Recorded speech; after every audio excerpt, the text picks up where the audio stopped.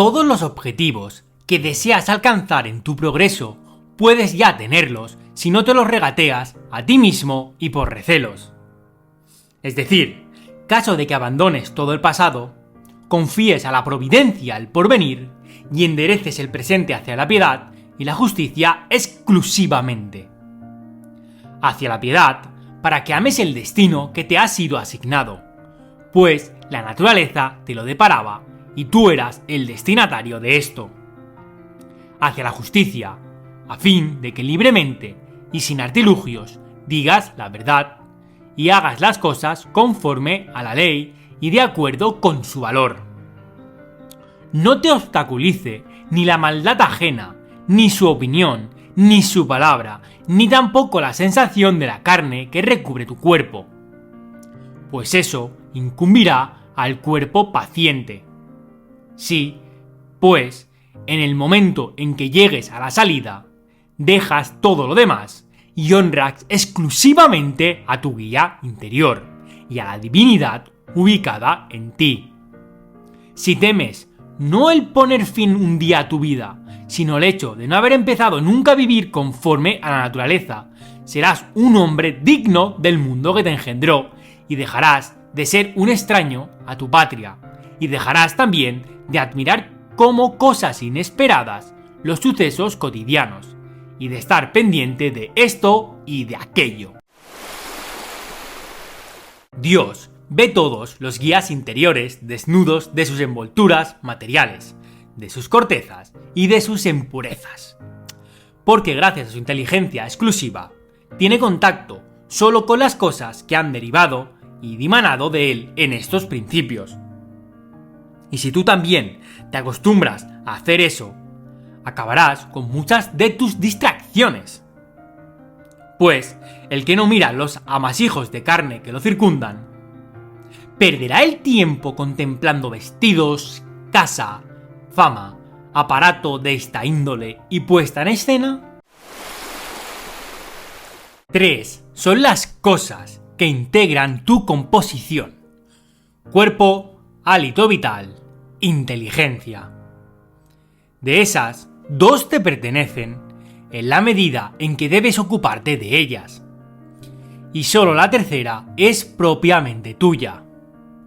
Caso de que tú apartes de ti mismo, esto es, de tu pensamiento, cuando otros hacen o dicen, o cuanto tú mismo hiciste o dijiste, y cuanto como futuro te turba, y cuanto, sin posibilidad de elección, está vinculado al cuerpo que te rodea o a tu hálito connatural.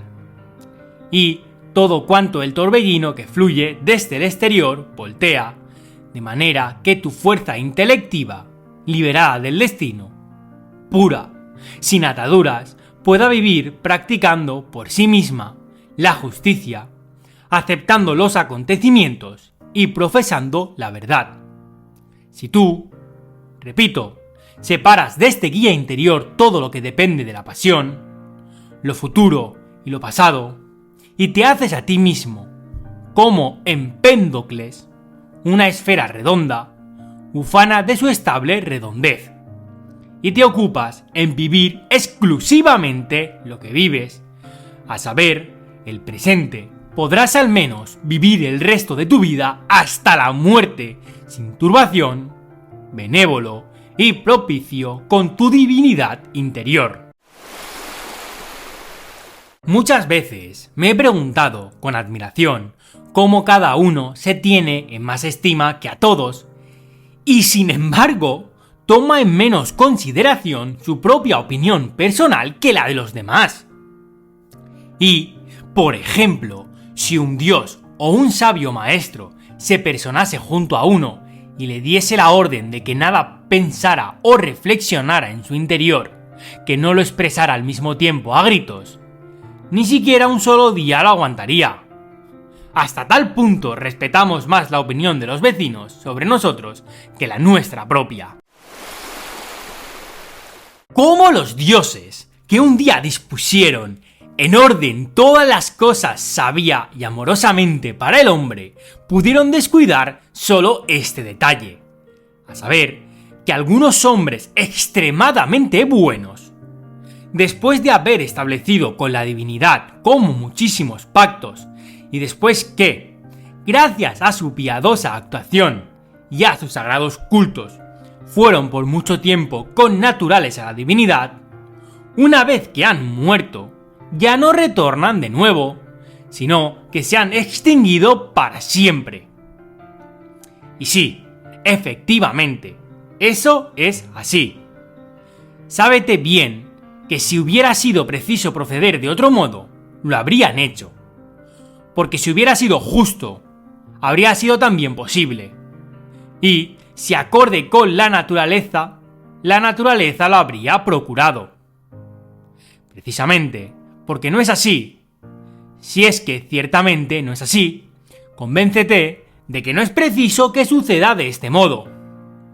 Porque tú mismo ves también que al pretender eso, pleiteas con la divinidad y no dialogaríamos así con los dioses, de no ser ellos muy buenos y muy justos. Y si esto es así, no habrían permitido que quedara descuidado injustamente, y sin razón, nada perteneciente al orden del mundo. Acostúmbrate a todo, incluso a cuantas cosas no te merecen confianza, porque también la mano izquierda para las demás acciones, debido a su falta de costumbre, es inútil, y sin embargo, sostiene con más poder el freno que la derecha, pues a este menester está habituada. ¿Cómo has de ser sorprendido por la muerte en tu cuerpo y alma? Piensa en la brevedad de la vida, en el abismo del tiempo futuro y pasado, en la fragilidad de toda materia. Contempla las causas desnudas de sus cortezas, la finalidad de las acciones. ¿Qué es la fatiga, que el placer, que la muerte, que la fama? ¿Quién no es el culpable de su propia actividad? ¿Cómo nadie es obstaculizado por otro? Que todas las cosas son opinión.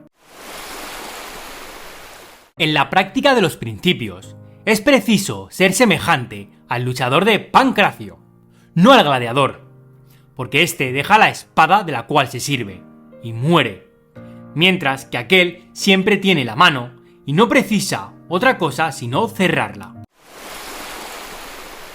Ver qué son las cosas en sí mismas, analizándolas en su materia, en su causa, en su relación. ¿Qué privilegio tiene el hombre de no hacer otra cosa sino lo que Dios va a elogiar?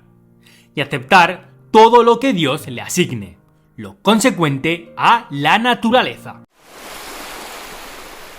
No debe censurarse a los dioses, porque ninguna falta cometen voluntaria o involuntariamente.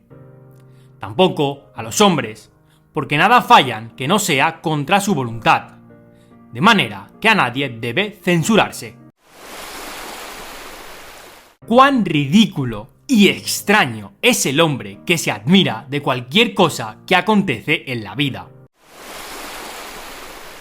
O bien una necesidad del destino y un orden inviolable, o bien una providencia aplacable, o un caos fortuito sin dirección. Si, pues, se trata de una necesidad inviolable, ¿a qué ofreces resistencia? Y si una providencia que acepta ser aplacada, hazte a ti mismo merecedor del socorro divino.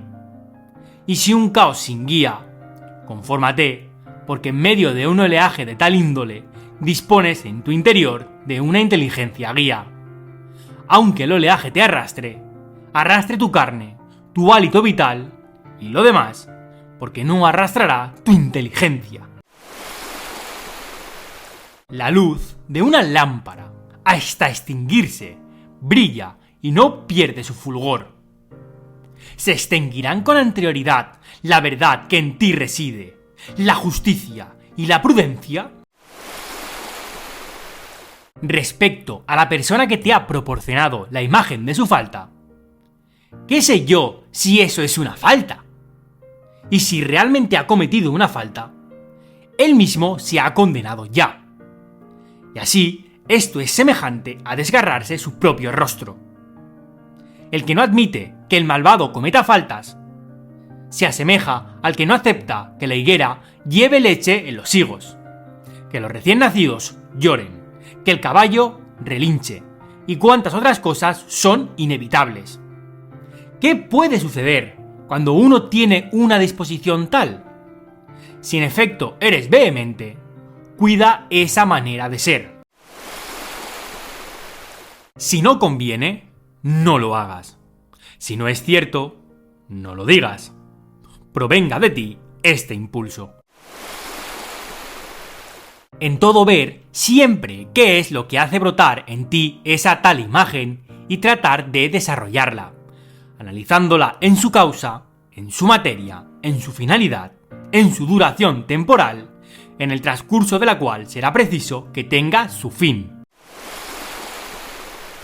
Date cuenta de una vez que algo más poderoso y más divino posees en tu propio interior que lo que provoca las pasiones y que lo que, en suma, te agita a modo de marioneta. ¿Cuál es ahora mi pensamiento? ¿Es el temor? ¿Es el recelo? ¿Es la ambición? ¿Es otra pasión semejante? En primer lugar, no hacer nada al azar, ni tampoco sin un objetivo final. En segundo lugar, no encauzar tus acciones a otro fin que no sea el bien común. Que dentro de no mucho tiempo nadie serás en ninguna parte, ni tampoco verás ninguna de esas cosas que ahora estás viendo, ni ninguna de esas personas que en la actualidad viven. Porque todas las cosas han nacido para transformarse, alterarse y destruirse, a fin de que nazcan otras a continuación.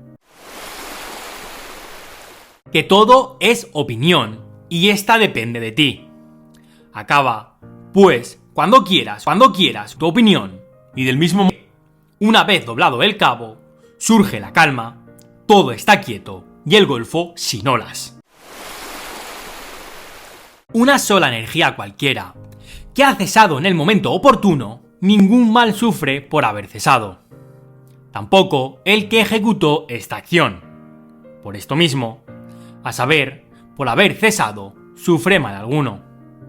Del mismo modo, en efecto, el conjunto de todas las acciones que constituyen la vida, caso de cesar en el momento oportuno, ningún mal experimenta por el hecho de haber cesado, ni tampoco el que ha puesto fin oportunamente a este encadenamiento sufre mal.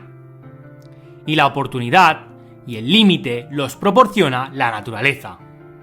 Unas veces la naturaleza particular, como sucede con la vejez, pero generalmente la naturaleza del conjunto universal, cuyas partes se transforman para que el mundo en su conjunto permanezca siempre joven y en su pleno vigor. Y todo lo que conviene al conjunto universal es siempre bello y está en sazón.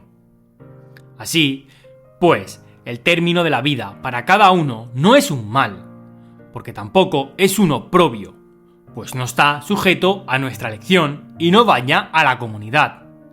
Y si es un bien, porque es oportuno al conjunto universal, ventajoso y adaptado a él. Así, el que se comporta de acuerdo con Dios en todo, es inspirado por un hálito divino y es llevado, gracias a su reflexión, a sus mismos objetivos. Preciso es tener a mano estos tres pensamientos. Respecto a lo que haces, si lo haces, que no sea ni a la aventura ni de un modo distinto a como lo hubiese hecho la justicia misma. Respecto a los sucesos exteriores, piensa que suceden o bien por azar o bien por una providencia, y no debes censurar al azar ni recriminar a la providencia. En segundo lugar, piensa cómo es cada uno desde que es engendrado hasta la posesión del alma, y desde esta hasta la devolución de la misma. Piensa también de qué elementos se compone y en cuáles se disolverá. En tercer lugar, piensa que si de pronto remontándote por el aire examinaras las cosas humanas y su multitud de formas, al ver simultáneamente cuán gran espacio ocupan los habitantes del aire y etéreos, las despreciarías. Y que, cuántas veces te remontarás a lo alto, verías lo mismo, su uniformidad, su pequeña duración. A esas cosas se refiere la vanidad humana. Expulsa la opinión. Estás a salvo. ¿Quién, pues, te impide expulsarla? Siempre que te molestas por algo, olvidas que todo se produce de acuerdo con la naturaleza del conjunto universal. Y también que la falta es ajena. Y, además, que todo lo que está sucediendo, así siempre sucedía y sucederá. Y ahora, por doquier, sucede. Cuánto es el parentesco del hombre con todo el género humano, que no procede el parentesco de sangre o germen, sino de la comunidad de inteligencia. Y olvidaste, asimismo, que la inteligencia de cada uno es un dios y dimana de la divinidad. Que nada es patrimonio particular de nadie. Antes bien, que hijos, cuerpo y también la misma alma han venido de Dios. Olvidaste también que todo es opinión, que cada uno vive únicamente el momento presente, y eso es lo que se pierde. Rememora sin cesar a los que se indignaron en exceso por algún motivo, a los que alcanzaron la plenitud de la fama, de las desgracias, de los odios o de los azares de toda índole. Seguidamente, haz un alto en el camino y pregúntate: ¿dónde está ahora todo aquello? Humo, ceniza, leyenda o ni siquiera leyenda. Acudan al mismo tiempo a tu espíritu todas las cosas semejantes. Así, por ejemplo, ¿cuál fue Fabio Catulino en la campaña? Lucio Lupo en sus jardines, Estertinio en Vallas, Tiberio en Capri, Belio Rufo, y en suma, la superioridad presuntuosa en cualquier asunto. Cuán ruin era todo el objetivo de su esfuerzo, y cuánto más propio de sabio es el ser justo, moderado, el ofrecerse simplemente sumiso a los dioses en la materia concedida. Porque la vanidad, que se exalta bajo capa de modestia, es la más insoportable de todas. A los que preguntan: ¿dónde has visto a los dioses? ¿O de dónde has llegado a la conclusión de que existen para venerarlos así? En primer lugar, son visibles a nuestros ojos. Y luego, tampoco yo he visto alma, y sin embargo la honro. Así también, respecto a los dioses, por las mismas razones que compruebo su poder repetidas veces, por estas constato que existen y los respeto. La salvación de la vida consiste en ver enteramente qué es cada cosa por sí misma, cuál es su materia y cuál es su causa. En practicar la justicia con toda el alma y en decir la verdad. ¿Qué queda entonces sino disfrutar de la vida, trabajando una buena acción con otra, hasta el punto de no dejar entre ellas el mínimo intervalo? Una sola es la luz del sol, aunque la obstaculicen muros, montes, incontables impedimentos. Única es la sustancia común, aunque esté dividida en innumerables cuerpos de cualidades peculiares.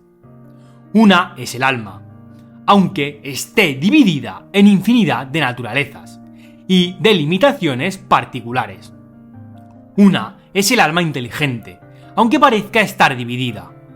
Las restantes partes mencionadas, como los soplos y los objetos sensibles, carecen de sensibilidad y no tienen relación de parentesco mutuo. Sin embargo, también a aquellas las contiene el poder unificador y el peso que las hace converger. Y la inteligencia, en particular, tiende a lo que es de su mismo género, y se le une, y esta pasión comunitaria no encuentra impedimentos. ¿Qué pequeña parte de tiempo ilimitado y abismal se ha asignado a cada uno?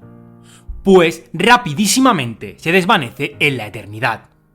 ¿Y qué pequeña parte del conjunto de la sustancia? ¿Y qué ínfima también del conjunto del alma?